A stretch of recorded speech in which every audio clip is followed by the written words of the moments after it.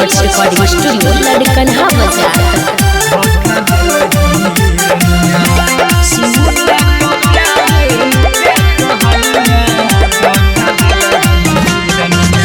बाबू सोना कहै छलही बाबू सोना कहै छलही बड़ नीक तू बनिया धोखा दिलही रनिया धोखा दिलही रनिया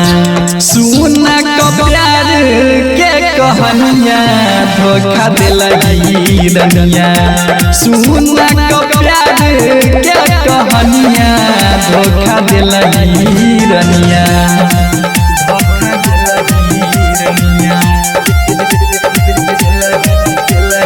डीजे सुन शंकर बरसा खरभिंडा। सबके नजरिया में केलही बेकार गे प्यार में पागल बना कर चल गेला जान गे चल गेला जान गे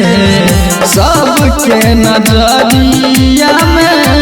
केलही बेकार गे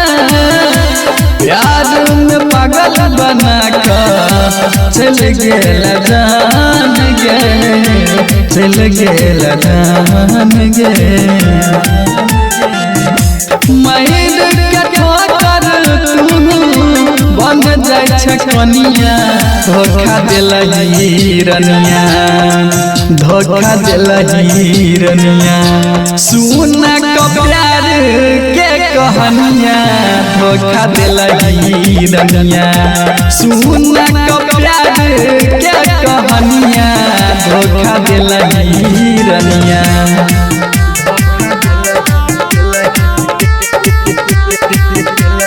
डीजे सुन शंकर बरसा खरभिंडा। हमरो तकान लगै छै दुनू गया खिया जब तू करै छ कृष्ण सहजी सबतिया सहजी सबतिया हमरो तकान लगै छै दुनू गया खिया जब तू करै छ राजस सहजी सबतिया